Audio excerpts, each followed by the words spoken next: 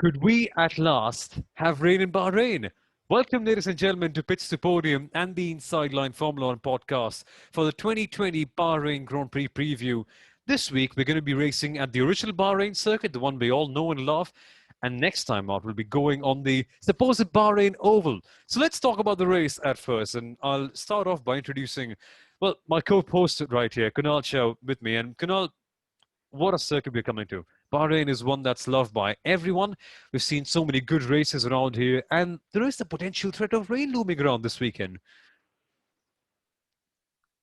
Hi, Soumil. It's great to be back discussing, I think, for the last triple header of the season, Indeed, of yeah. course, the last three seasons as well. Rain is on everyone's mind, including yours. Just the nice way in which you've introduced and opened the show. Lots of things to look forward to along with the rain. We are finally reaching a circuit, or we finally reached a circuit which is a traditional circuit, because the Hmm. last four circuits were completely off the blue, unexpected additions to the calendar. So this will hopefully, make sure that we sort of know what sort of data and form to expect as we look forward to the upcoming weekend. And free practice 2, which is going to be today, is going to be the most crucial session. Hmm. And that's because it's a whole morning evening scheduling that happens in Bahrain. So FP1 and FP3 are in the morning, so it's not the most representative temperatures, and hence FP2 is when all the crucial data collection will happen. It should be very interesting to see how things play out. Remember, the last time out we came to Bahrain, it was heartbreak for Ferrari and Charles Leclerc. Obviously, circumstances are a lot different this time out. They're nowhere close to being the winners. But what about the two guys, the two main protagonists for the victory? It's mostly Lewis Hamilton, who's on a roll after winning his seventh World Championship. And let's say a more liberated Valtteri Bottas, because although he had a terrible weekend last time out in Turkey, he no longer has the championship pressure on his shoulders. Do you reckon that could change things up this weekend, Kunal? I would assume so. We had Valtteri Bottas on the Inside Line F1 podcast a couple of days ago, and I'm hoping all you guys got a chance to tune into to that interview. It would be good to see Bottas strike back, okay, Hmm. but I personally wouldn't be content if it's because the championship pressure is off him, because by now I would at least hope that he's able to cope with all the pressures that come with competing against Lewis Hamilton in a Mercedes for the Formula One World Championship. So let's see how it goes. But like our folks at Pits to Podium have plucked out Sundaram and Nityanand, Mercedes have, I think this is their most dominant circuit ever. I Yeah. think in the last six races they've had 12 podiums, at least in the hybrid era, the most dominant one. But ironically, Soumil, no Mercedes has been on pole for the last two seasons, Hmm. and Lewis Hamilton hasn't been on pole ever since the new 2017 regulation cars were put in place. So, Hmm. that's definitely going to be a record they will end up breaking on Saturday. Exactly. It could be very interesting. And the best part is we're coming to Bahrain in a much, much later part of the year, usually coming around April, March, that sort of a period. Now we're coming or deep into November. So it should be very interesting to see how things play out on that regard as well. And what's happened in the last few years when Hamilton has won the championship is that he's just tended to slack off a little bit. I mean, if not slack off, it's just that the others have been able to capitalize. So who knows? It could be another window of opportunity for Valtteri Bottas right here. But what do we think about the whole setup, Kunal? What do we think about Red Bull? Because this circuit, as you mentioned, very traditional in nature. All the teams have the data. It's got long straights. It's got a good chunk of corners where you need a lot of downforce. It's just the ultimate mix of things. Do you reckon Verstappen will be able to come in there and challenge a little bit? And what about Alex Albon? He was exceptionally good in Turkey, apart from that one tiny mistake that he made. Red Bull of all the teams would be the first ones wanting to rewrite their history in Bahrain, because they've had a fairly dismal run out here. Hmm. And, they've had no top three finish in the last 7 years. Okay. We saw that they've had double retirements a couple of years ago. This was 2018, what Daniel Yeah. Ricciardo's also been referring to, and overall, it's definitely going to be, can Max Verstappen challenge the Mercedes cars for P2 or even P1? If not, he'll settle for a P3 finish. That's pretty much going to be the storyline for the weekend. But Alex Albon, like you said, he's definitely seemingly closer to Max Verstappen since the last race in Turkey. I think what must also help him is that the whole pressure that the media and the public and fans at large were putting about him performing or getting kicked out for 2021, that sort of has eased off, because Hmm. I remember about 5-6 races ago, Christian Horner had said, he has 3 races to prove himself, and suddenly that became 2 races to prove himself, and now it seems that he's got the last 3 races to prove himself as well. So Red Bull will definitely be looking to make sure that their number 2 driver is able to get up to good pace uh, in the last 3 races of 2020. So they at least are able to make a decision for 2021. I mean, I don't know what's it with Christian Horner, man. Everything that he and Helmut Marko says, they just end up doing the exact opposite. They said Pierre Gasly's secure, they sacked Pierre Gasly. They said Danica Fiat is fine, they sacked Danica Fiat. I don't know, honestly. They just don't believe anything that happens. Just wait and watch. Just wait and watch how things play out, folks. It could be very interesting. But one thing that could very well support Alex Albon, and it's something that we just touched upon very briefly early on, is rain. Now, I think it should be good to speak about it before we move on to the midfield, because there's a genuine chance. Now, Bahrain is not exactly the first country that comes to mind when you think of the heavens opening up. But the thing is, in the winter time, that could very well happen. And we have our colleague on Pitch to Podium, Sundaram, who spent an excessive amount of time there. And he says that there could be big thunderstorms coming about, could be a lot of drama in this part of the year. How much do you think that could change things, Kunal, this weekend? Of course, the surface is fine, unlike Turkey, but it could completely change things, couldn't it? It could, and I'm going to actually just pick one word. You said surface is fine, and this is interesting for our listeners from the UK. And this stat is courtesy of our friends at the Renault Formula One team. So the asphalt has been imported from the UK, Hmm. and for those who drive on the M6 toll roads, you're not driving from an asphalt that is very different than the asphalt Ah, of the Sakire International Circuit. So. Uh, it's also known to be one of the most abrasive asphalts after Suzuka and Spa. But hmm. back to what you said, what could happen if there's rain. I think we would be blessed if there is rain, because the desert duel will be rained upon. Then we also know that it's the first night circuit for 2020 as well, Yeah. uh, and so rain has always spiced things up. We saw how beautifully it changed Formula One in Turkey. Like you said, it's not going to be as less grippy as Turkey, so maybe this will be a proper rain weekend where we'll be able to see drivers who genuinely thrive in such conditions rise up through the ranks, Soumil.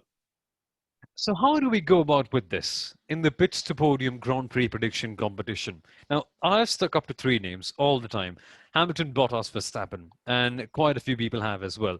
Now, just to give you a bit of context, I am in number 60 in the Pits to Podium Grand Prix prediction competition.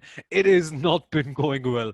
There's been drama all around, quite a few midfield teams coming up and proving their worth.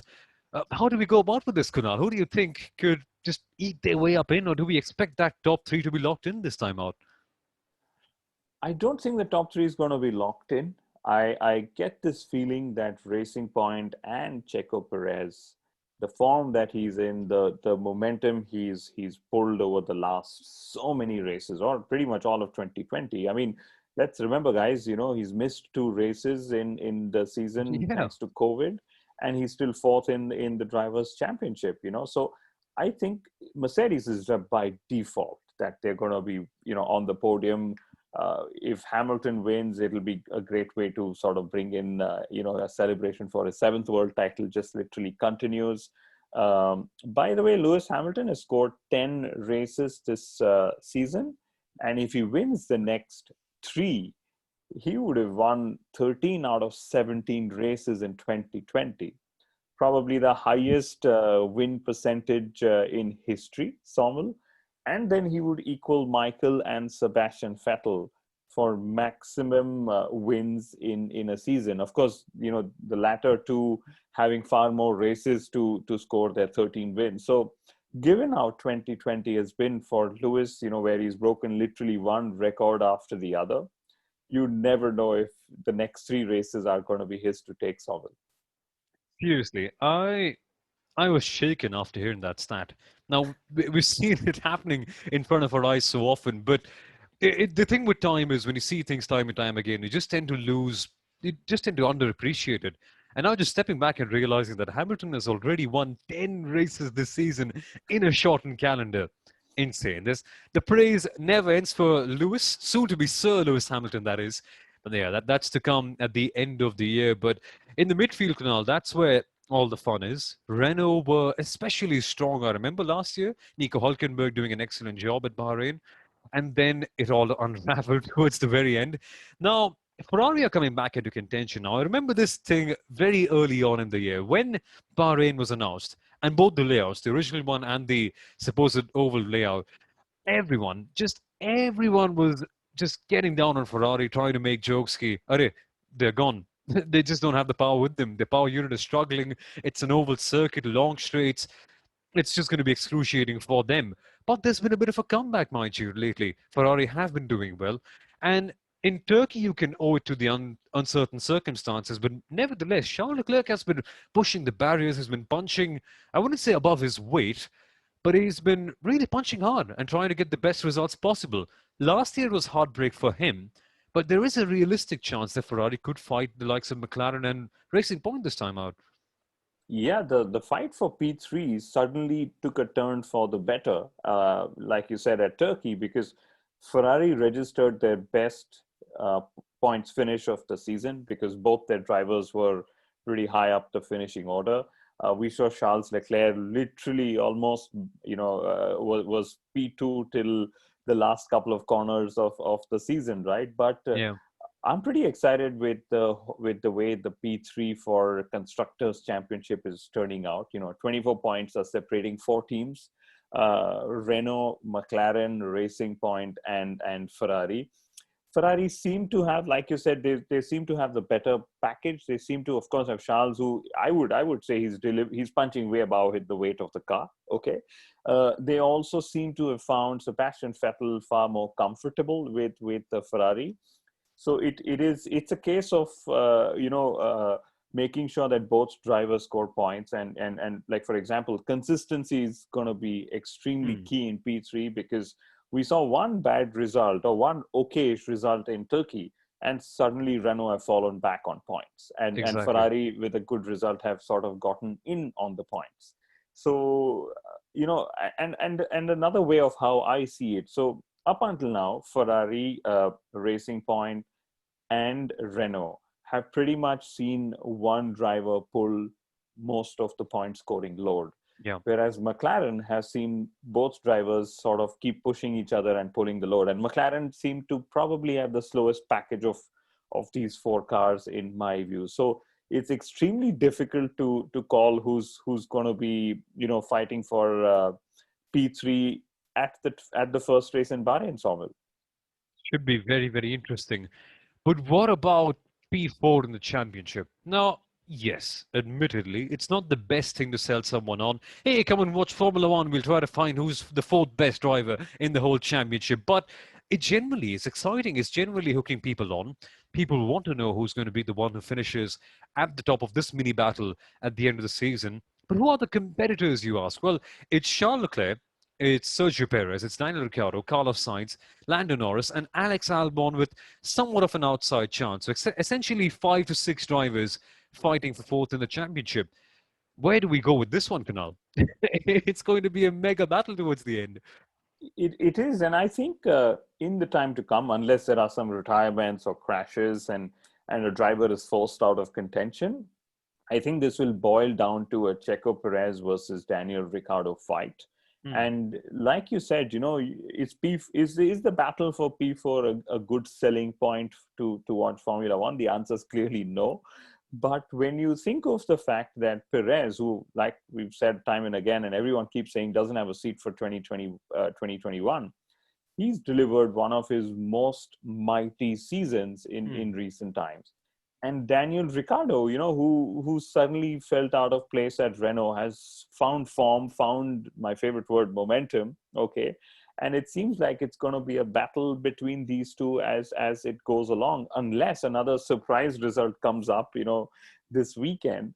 And the order of these 5 or 6 or even 7 drivers, who are fighting for P4 suddenly changes. So, Charles Leclerc, I'm going to go back to him. He's been on such a fine point scoring form, because he's not finished lower than fifth in the last 3 races, and that Exactly. in itself is pretty commendable to sort of take off. And Carlos Sainz Jr., he has actually never scored points in Bahrain. So lots of statistics will be rewritten this weekend for me, Soumil. As it has been in 2020. Lots of statistics have been rewritten, history has been rewritten essentially. And I can't wait to see how this battle plays out. But just before we go, Kunal, what would be your tip to success for Bahrain? Strategy could be interesting. Do we expect to see a little bit of tire saving involved, considering how abrasive the circuit is? I would think so, because at the end of the day, Pirelli are bringing a step softer than they did last year to the Bahrain Grand Prix, which is probably a good thing, because teams have data, and even Pirelli has data to sort of turn around and say, Hmm. okay, we know what we're doing, and you'll sort of take a step softer. Lots of drivers have pointed out that eventually maximizing performance in Bahrain is going to be about getting their car set up right, because they pretty much know how tire degradation and so on is going to be. One thing very interesting about tires, Sawmill, is going to be the braking into turn 9, Oh, yeah. because that's usually when we see front left tires lock up. So this could impact, say, a qualifying lap or even a race stint, if you end up damaging your front left through that particular corner. And turns 1 and 4, typical overtaking opportunities. We have 3 DRS zones, as we know. Hmm. So it's going to be lots of known variables coming into play, for teams to extract performance at the 2020 Bahrain Grand Prix. And a known variable for us as well is that Bahrain has produced quite a few good races in the last couple of years. So be prepared for a good show.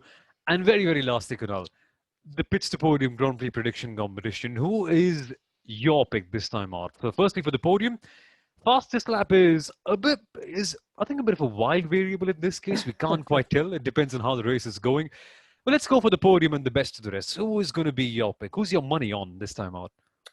So the podium is definitely going to be either of the 2 Mercedes drivers, and I really, really hope Checo Perez is able to take the fight to Max Verstappen. It'll be great to see them fight. And again, like our friends at Pits to Podium have pointed out, the front row starters have won 10 races out of the 14 that have been conducted in Hmm. Bahrain, and 6 have been won from pole position. So it all depends how it goes. And of course, talking of pole position, like we said, a couple of minutes earlier, Mercedes hasn't been on pole for the last 2 races. But also, Sawmill, Valtteri Bottas has failed to convert his last 3 pole positions into Ah, race wins. So exciting times this weekend. statistically, it should be a very fun one coming into Bahrain. I can't wait. And I'm sure you can't wait as well. So make sure, folks, that you come back here to Bits to Podium on Sunday evening once the race is done. We're going to have our debrief right here on the Bits to Podium channel and on the Inside Line Formula One podcast. If you enjoyed this, which I'm sure you did, please feel free to leave a like and to share this video with all your fellow Formula One fans. Let's come on in. Let's build a big community around here. And as always, Kunal, thank you so much for being here. And we shall see you on Sunday. Bye bye, folks. Thanks for joining me again, Soumil, and see you guys on Sunday. Bye bye.